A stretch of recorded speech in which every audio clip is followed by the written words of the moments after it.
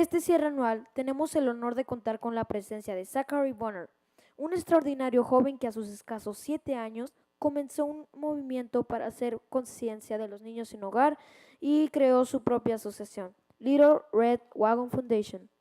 La idea es que nos inspire a todos con su historia y que nos demos cuenta que no importa la edad, todos podemos hacer una diferencia en este mundo si nos lo proponemos. Que nunca les dé miedo perseguir sus ideas y tomar riesgos. Sean tesoneros hasta que logren sus objetivos. Antes de presentar a nuestro invitado especial, los dejamos con un corto de la película Little Red Wagon. Hurricane Charlie is tearing. Hurricane Charlie made a last-minute right turn, veering 70 miles to the south of Tampa Bay. At least 20,000 people are homeless and thousands are trying to find food and water. If you'd like to help, you can take your donations to any one of the locations scrolling at the bottom of your screen. Yes, sir. We should give them some of the water we got. I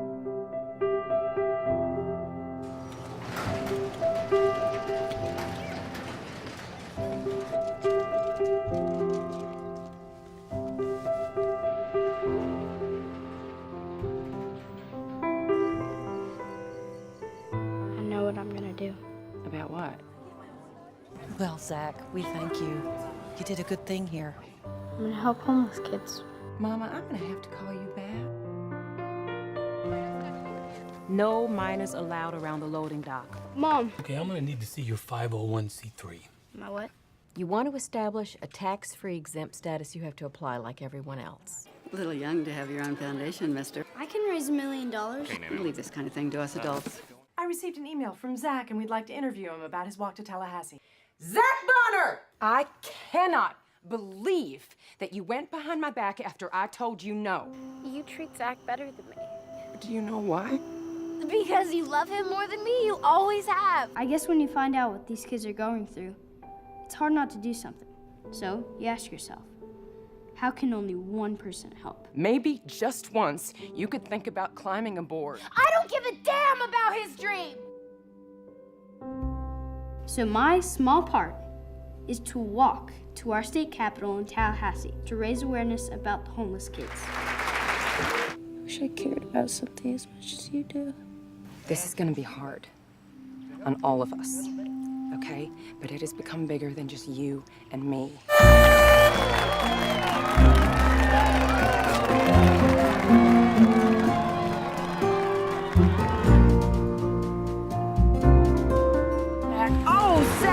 I think we should call it a day. Homeless don't get a day off. Look what you did! You smashed up the RV! I'm out of here! So let's you and me finish this, okay? Let's go help those kids and then we'll go home and we'll fix our own problems. Jack, guess he doesn't need to pee. I do, but I guess that doesn't matter.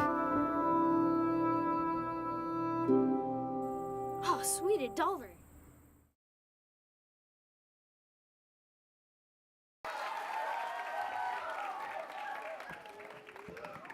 Les damos la bienvenida a Zach y a Elisa Maíz, nuestra entrevistadora del evento. Yeah, that's it.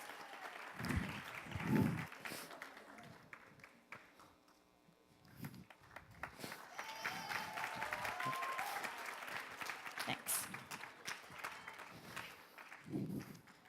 Hi, everybody. Zach was wondering if you understood in English. Do you understand everything? See? That's good. Okay, first of all, could everybody welcome Zach and say welcome to Monterrey? Or bienvenido? Thank you, everyone. Thank you. Okay, it's a pleasure for me to be here with you. We've been talking about this for a moment, and we just wanted to start to know how all of this started. You were a very young boy, and you had a dream, and maybe you can share it with everybody. Absolutely. Well, it started back in 2004 when I was 6 years old, and Hurricane Charlie was projected to hit right where my family was living at the time. And so we went out, we got up all this extra food and water and supplies in preparation for the hurricane. And then in the last hour or so, Charlie veered off its course and hit just south of us, leaving us relatively untouched. But thousands of people devastated and thousands of people lost their home. And so I came up with the idea of taking my little red wagon around my neighborhood, asking people to donate their extra food and water and supplies. And I thought maybe we'd go on for a couple of days, maybe get a couple of wagon loads. It turned into 4 months.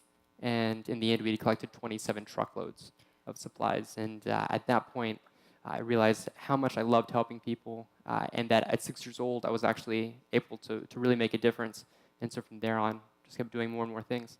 Okay, so 6 years old, you had a dream. You said you started going, I think, house by house, like small. Absolutely, just really, really simple. Just taking my little red wagon door to door, asking people to donate their extra stuff. And then?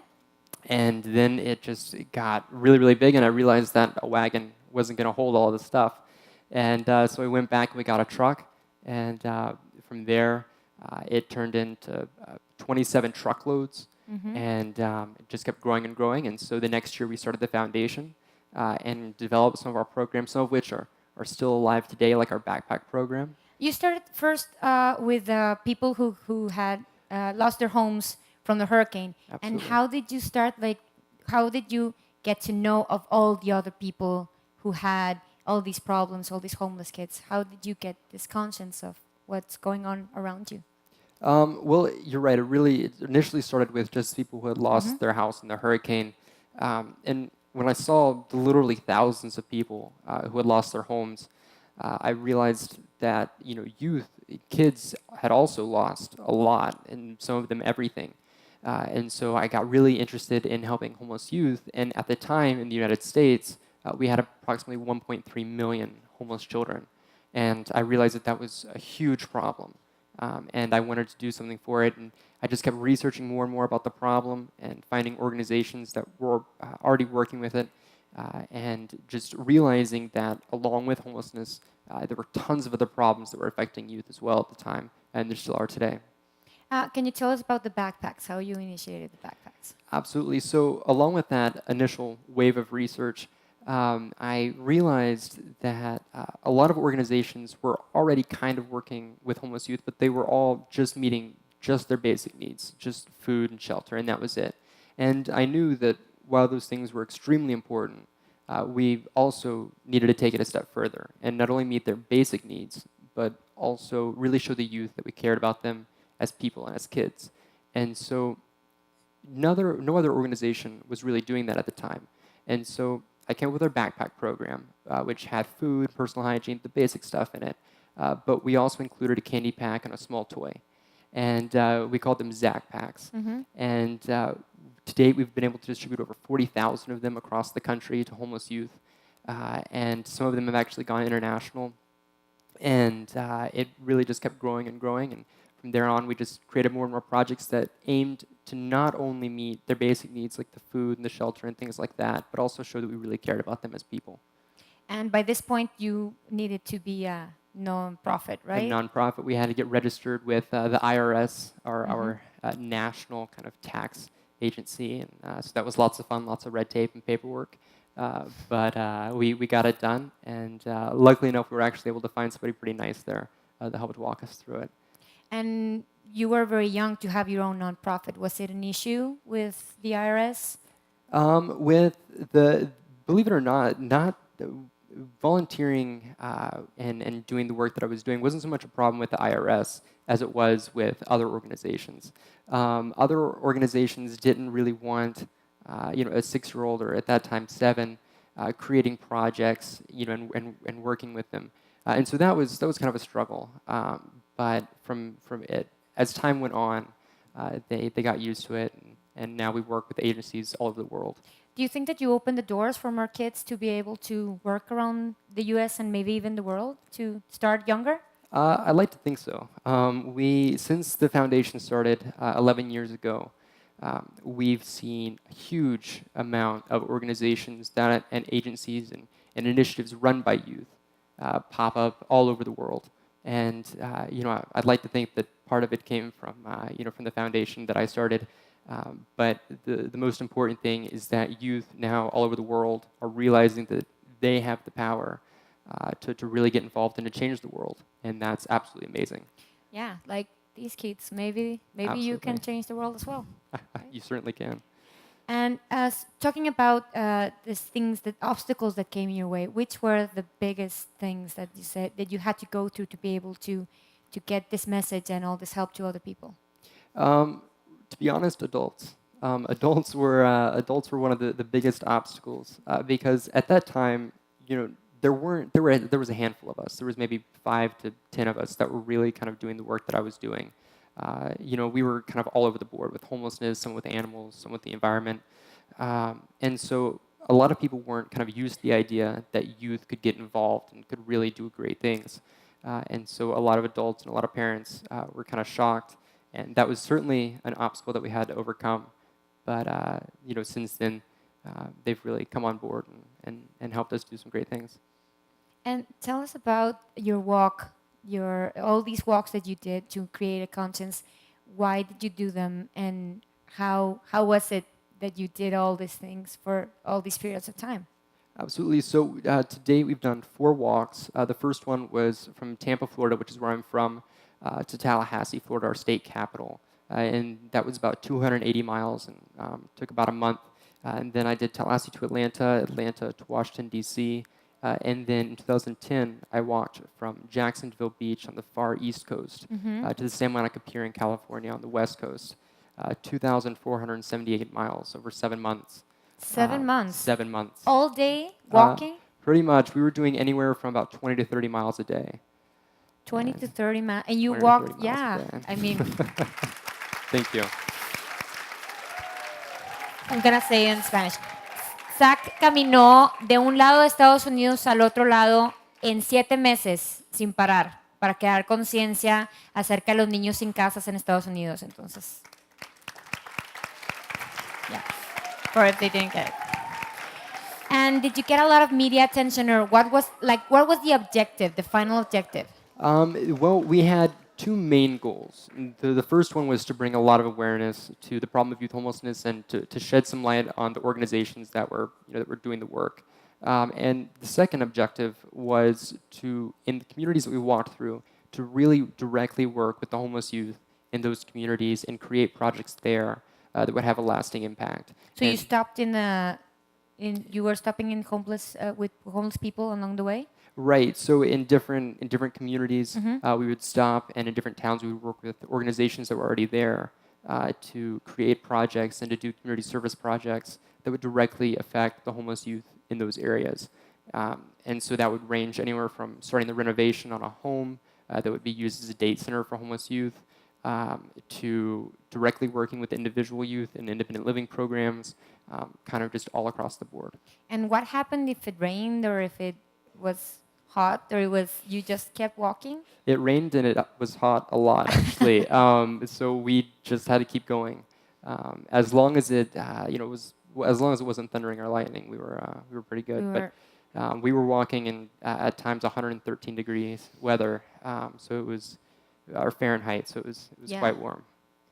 And who did the walking with you? My mom and my sister went with me. Your mom and your sister. So one of them would, yeah.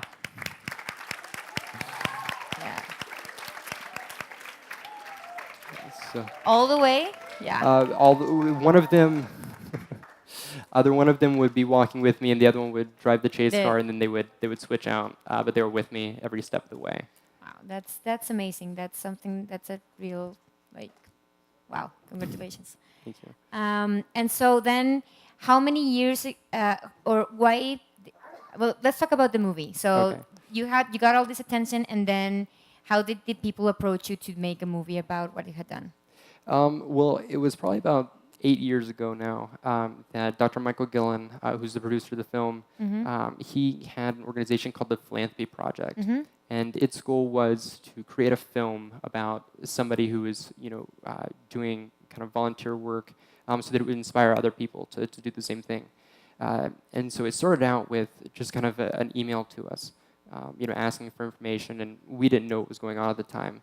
And it was right after the first walks. We were getting tons of emails and phone calls. And they just kept coming back for more and more information. And eventually they said, we'd like to make a movie about you. And come to find out, they had weeded through about 6,000 stories and had narrowed it down to about 12 12 different stories, and they had picked us and Wow. to make the film. And so it was shot in 2010, actually, while I was on the walk, and it was released in theaters in 2012 and DVD in 13 in 2014, and here we are today. Yeah, I saw it. It's a really good movie, and it's that like your story. Yeah, it really focuses on the first few years of my life, from about 6 to 9 years old, and tells the story of how we got started. And it does a really good job as well at showing what homelessness is really like, because one of the other stories that's included is a story about a homeless family. That the father dies, and it's just kind of their spiral into homelessness. And it does a really, really great job of showing how just a simple thing can really throw a family into. I watched it yesterday, and that's what really struck me, that this woman lost everything from one day to another and had to rely on people like you. So it was really eye-opening, actually. Thank you. Thank you. Okay, and can you please tell us a little bit about Zach in the Box? In a box?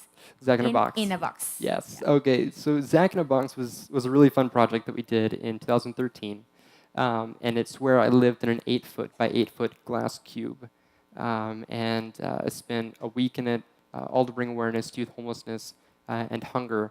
And as a part of it, we did a huge food drive, and as a part of it, we were able to raise several thousand pounds of food. But what was really important about that project is it actually paved the way for our Food for a Million project, which just took place in November of last year, where we broke the world record for the most food collected in a 24-hour period in one location. Wow. So over 566,000 pounds of food in 24 hours. Yeah.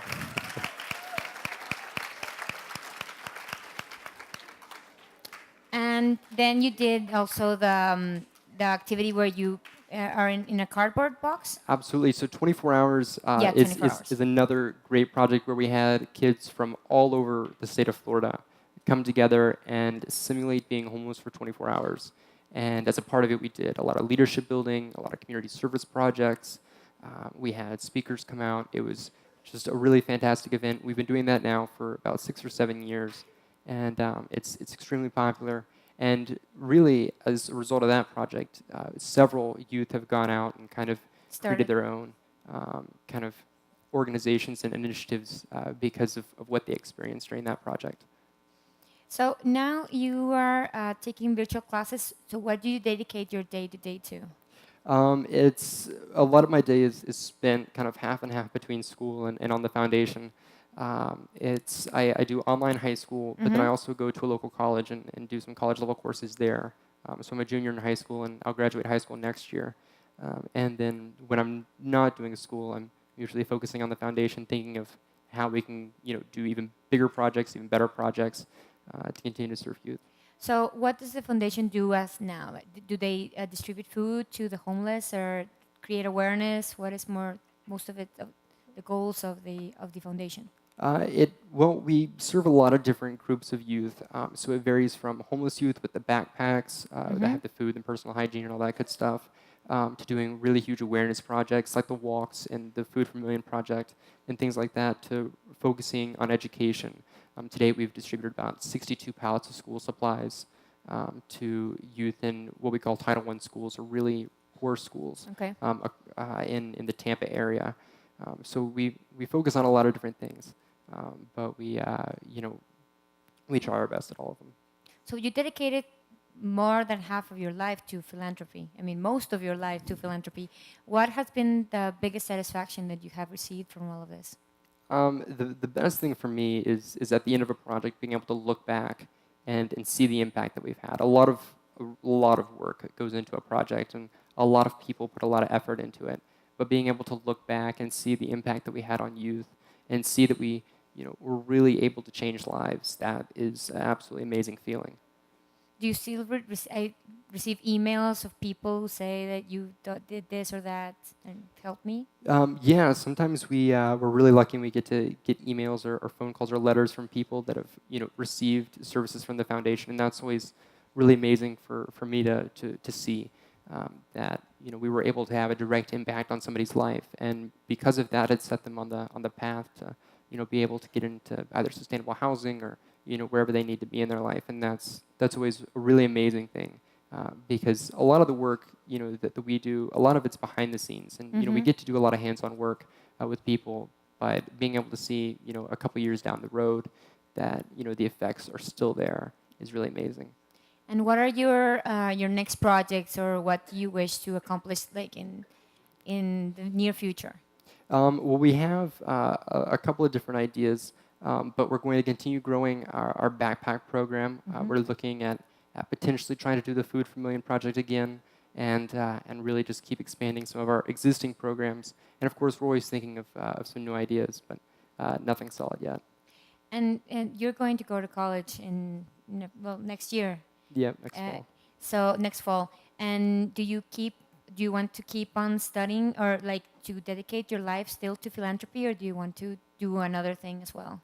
I definitely want to continue to serve people, and I think that with the education that I'll gain going to university, and with that, I'll be able to do it hopefully even better, and I'll be able to bring some of the skills that I'll gain there back to the foundation, and whether it's continue to build the foundation, or doing it through other avenues. I know that no matter what I'll do, I'll always continue to serve people, because that's really what I'm passionate about. And how did you get this calling? Where did it come from? For me, it just started back with Hurricane Charlie, and I guess how in kindergarten you're taught that, or when you're really little, you're taught that if you have an extra crayon, you should share it with your friend. And at that time, when I was 6 years old, we had all this extra water, and I just wanted to share it with the people who didn't have any. And I found a passion for it there, and I really, really loved it. And I think that it was just really lucky to be able to find what I was supposed to be doing, that young. Yeah, like really young. So, what advice can you give to the kids who are here, who are your age or a little bit older than when you started, to say something to them that they maybe can encourage them to do something with their lives? Absolutely. My best advice that I can give to you is just to find something that you're passionate about and just to stick with it. When I started, and even still today, there are people that tell me that I'm too little, that I'm underqualified, that my ideas won't work. But if you can get past the obstacles that those people will put in your way, you really can do anything you want, and you can change the world even right now. And so once you find something that you're passionate about, just stick with it and keep going, because you really can do amazing things. Do you still get along with...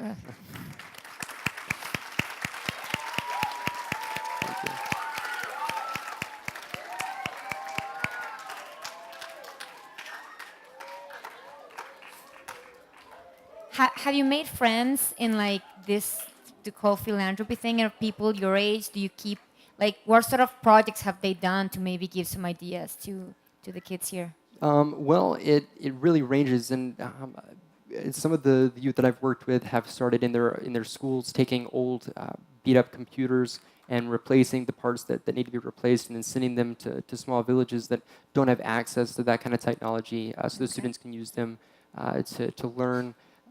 Some of them have focused more on the environment, but the first step that, or the little bit of advice that I can give on taking that first step is to see and research some of the organizations or other people that have done the same kind of work that you're interested in, and then try and branch off of those ideas. And sometimes just reading and researching a little bit will give you that idea.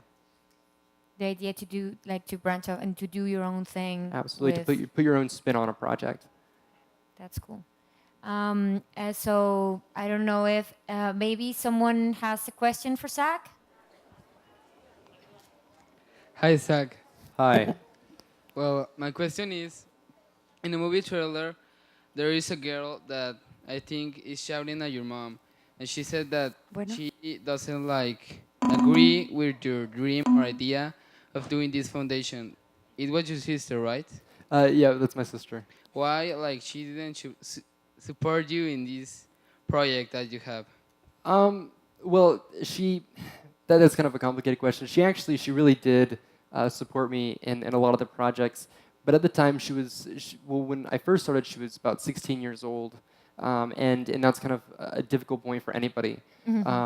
But she, it was very difficult because we were all doing this kind of work but a lot of the attention was being put on me, and as much as I tried to kind of highlight that my family was doing it with me, a lot of people didn't realize that. My mother and my sister really were there with me every single step of the way and did so much, but it was difficult for her, and occasionally it still is, but to deal with that fact.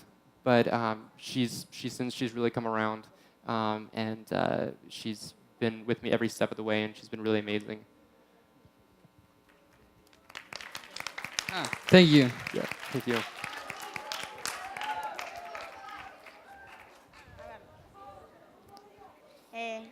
How do you feel when you began to do those things? How did you feel when you started to do all these things? Okay. It was, at first it was just a really, really simple idea. It was just I was going to go around my neighborhood and collect up some stuff.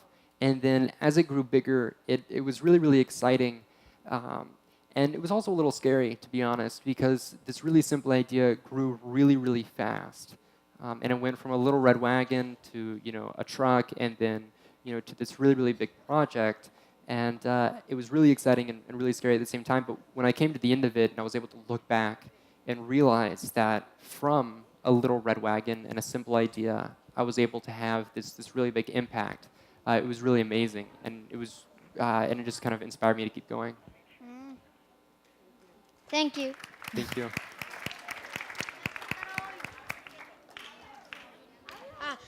Did you have some family problems that they didn't believe you? Well, not necessarily that they didn't believe me, but there's a quote by Steve Jobs, and he says, "The people who are crazy enough to think they can change the world are the ones who do." And I honestly had some really crazy ideas. I had some really out of the box thinking, and at times I probably think that it was pretty scary for my mom and my sister, because at 6 years old, saying that I wanted to end youth homelessness was kind of a really, really big thing. And so they were scared at times, I guess, but they really supported me, like I said, every step of the way. Your mom's amazing. I mean, she absolutely is. She's amazing. Yes. She really is.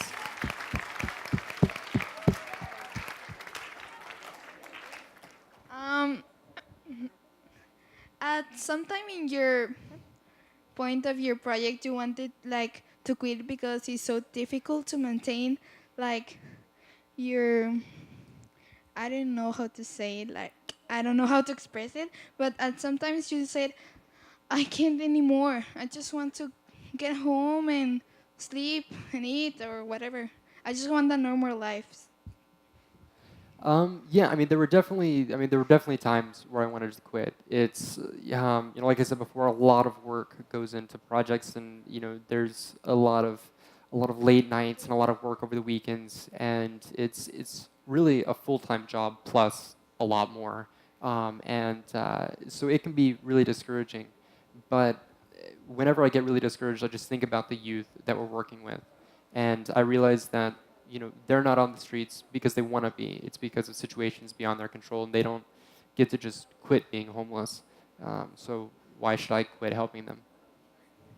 Thank you.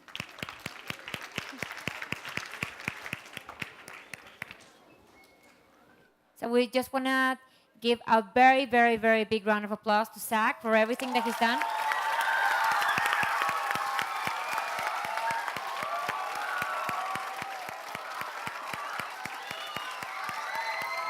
He deserves it.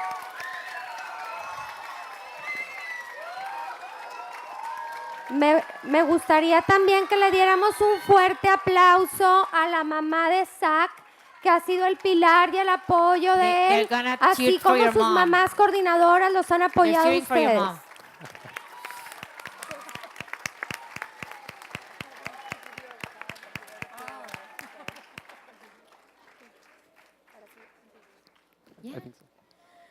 Muchas gracias a Zachary Bonner y a Elisa Maiz por esta entrevista tan enriquecedora. Ahora nos gustaría entregarles estos detalles de agradecimiento de parte de Niños en Acción. Zach, come. They're going to give you something. Thank you. Zach's mom, please. Oh, did she run away again? Okay. Ese es para los dos, para Zach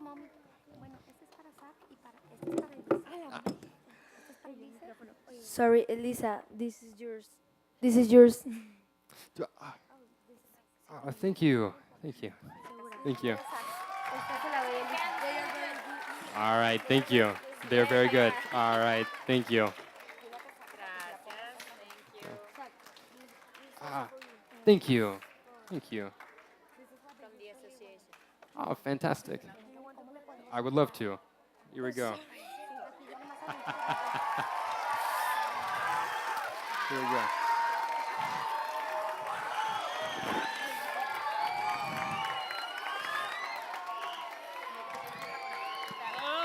Perfect. One last thing, Zach. Is there any way that we can help you with your association? Absolutely. The best thing that you can do right now is we're actually headed right on site where we have some copies of the film, some yo-yos, and some bracelets for the foundation. And all of the money goes right back into the foundation to help continue our programs and continue to serve youth. So if you want to support us, the quickest way you can do that is to head on site and buy something. Yeah, and if you'd like it, I'll sign it too. So, Okay. We will help.